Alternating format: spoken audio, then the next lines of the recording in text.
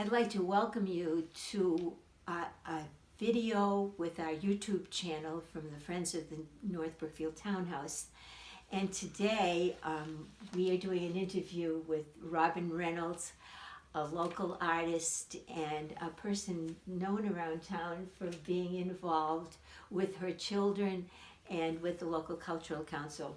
So Robin, I'm really glad to be here with you today, and we've got a few questions to ask you, and hopefully we'll have a great interview and a chance to see some of your work. Okay, well thank you Eva so much for asking me. I appreciate it. Tell us a little bit about yourself to begin with. Sure. So I have been painting since I can remember, since I was a little kid. My mom started me in art classes in 3rd grade in this woman's basement, and I've been painting ever since then. In high school I was really involved. I went to a really large high school, Brockton High, and started painting, and decided not to go to art school at that point, but to go to a more traditional school, and went to Colby College and was an art and economics major. Always doing studio art, but always fearful of really not being able to make it as an artist. So I kind of had that fallback, although I did not really enjoy economics. So I kind of pushed forward and realized sooner or later that I really did just want to pursue art, and decided to that I didn't have enough background as a painter to get into graduate school, which was my ultimate goal at that point. So I went back to Mass Art and got to just take art classes, which was awesome. And I really got to experiment more at Mass Art, and was using everything from metal wire to nails, and started doing sculpture actually instead of painting, even though I was a painting major, and was using hay, reeds, rope, and dirt, and was making these big constructions. They were like 6 feet tall, and they were great, and I thought that's, you know, what I was going to continue to do. But I decided, I met my husband, my soon-to-be husband, when I was in art school, and we decided to go to Hawaii for a little while. And so in Hawaii it really wasn't very smart to make these big sculptures, so I started painting outside again, which actually, I'm just going to backtrack a little. I painted outside only once before then. It was at Colby when my teacher gave us an assignment to go outdoors and do a plein air painting, and I'll never forget that. It was like this big, huge moment where all my senses were heightened, and I just loved it. And so I always remembered that, and decided that that's what I was going to do when I was in Hawaii. So I started plein air painting then, and really haven't stopped since that point. I ended up going to grad school finally, and I went to Savannah College of Art and Design, where I got to paint outside all year round, which was a huge plus, and started painting at this wildlife refuge, which was so beautiful. Funny story, so in Savannah they have, there was all this big moat around, it was like a 5-mile radius, and I remember getting out of my car and there's alligators everywhere, and you know, someone from up in Massachusetts who's never really been around alligators, I'm like, uh-oh, but they didn't really bother you. And you know, so slowly I was comfortable painting next to the alligators, and but I was doing like these distant kind of vista views, and I really liked those. And I remember when I came back here, I would, you know, take so long to go find that perfect view. And in fact, what I've been painting now is, you know, right in my backyard, which, you know, of course has been there all the time. But I think what changed is I went, in the middle of going to SCAD, I went to Stonington, Maine to study under a dear friend, colleague, and mentor, John Imber, who has since passed from ALS. But he was probably my biggest influence, and I started painting up in Maine outside, and up there is when I first started doing much closer up views of things and looking down into water and kind of blowing things up. And I've kind of kept to that same thought process to this day. I blow things up and kind of look around and do either look down or look through things. So that was really impactful. And then I ended up, after grad school, moving out to North Brookfield, started raising a family, and my art career kind of slowed a little bit because I had 3 children. But I always continued painting, even if it was just a couple days a week. I had daycare, thank goodness, and I continued to paint. And now my kids are pretty self-sufficient and grown, and so it's kind of come full circle. And now I paint outside in my backyard, in my garden, and really, I mean, my whole goal every day is how much time can I paint.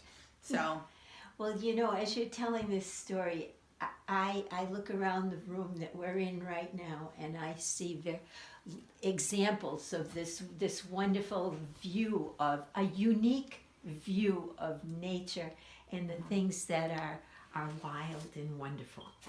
And I just it's so exciting to me. I remember coming into this room a long time ago when we were teaching your children to do music, and I would say, there's so much color, there's so many ideas. How does she see what she sees? So I think that's the most impressive part of what you do.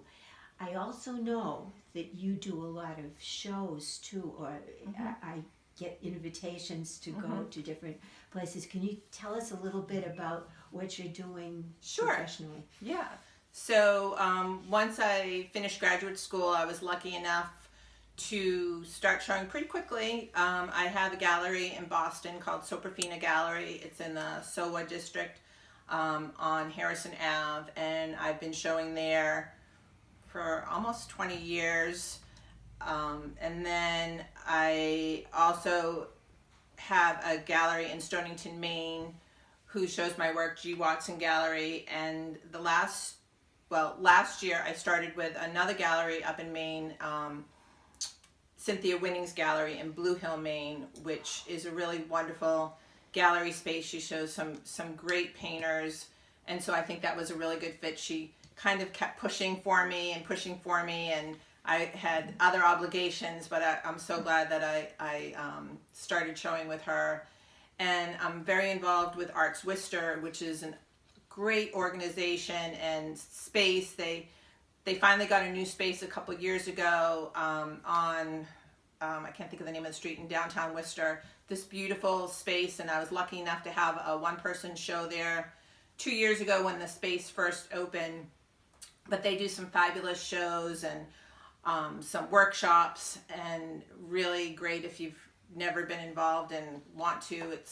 It's wonderful. And right now I'm also involved in what's called Crit Lab, which is a kind of like an extended graduate level critique workshop that meets once every month, twice a month actually, for 5 months. And this woman, Patricia Miranda, leads that out of New York. It's virtual right now, but hopefully we'll meet in person, and that offers opportunities to show as well. I'm in a show right now at Map Space, which is in New York, a show called Intimacies. And actually in the future, I just found out that I'm going to be in a 2-person show with another local wonderful artist named Emily Sandagata at Worcester Center for Crafts in February. So I have a lot of stuff going on right now.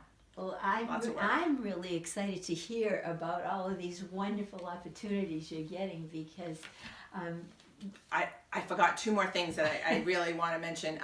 Actually, another thing, I'm in Juniper Rag magazine, just brag here.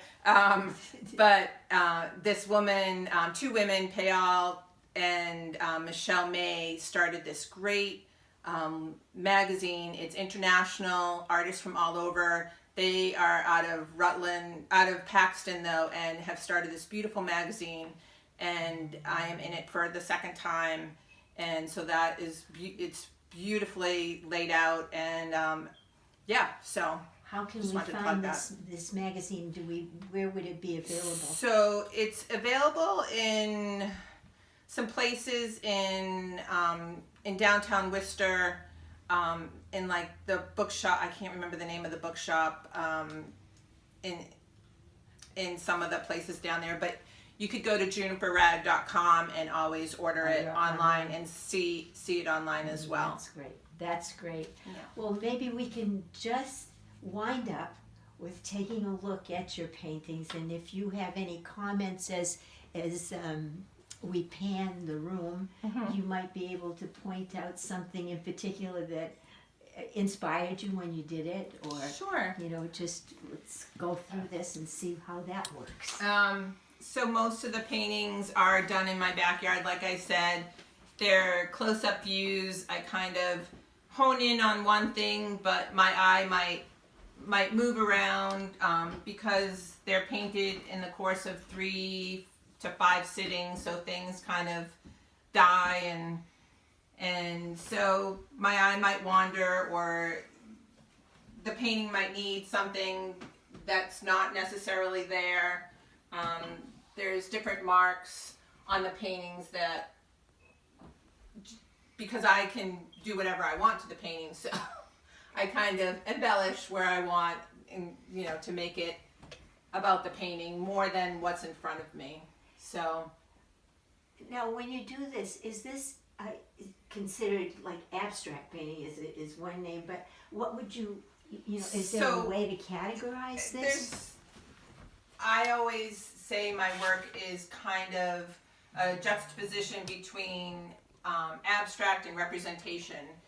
I mean, I guess I know what I'm looking at, but With your eye. yeah, It's but that unique way. I think you do you definitely get a sense of nature, and sometimes the flowers are more in your face, and you know it's a flower, and other times they're kind of discombobulated and taken apart, and so it's kind of up to the viewer to see what they want to see. I just had some people here buying one, and they were like, this is a waterfall, and this is this, and it wasn't, but that's okay.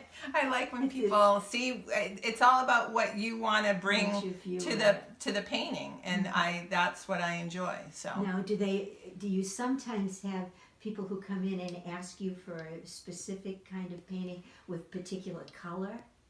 Not really, because really. I'm just Just going to you. paint what I want to paint, and hopefully they can find something that in they what you've already done. exactly. Great, I'm out great. there first to really kind of please myself, I guess. So that's why I do it. So Well, I think that's what artists usually do, because you have your unique voice to speak about whatever it is that you have in mind, and we're grateful that you've taken time to make this video for us, and I hope the people of North Brookfield and the Brookfield region will be able to see what a jewel of a person we have right here thank you in so much. the world of art. Thank you so much. Thank for you, doing Eva. this. It was a pleasure, and I'm glad that I could share my artwork with you. So thanks.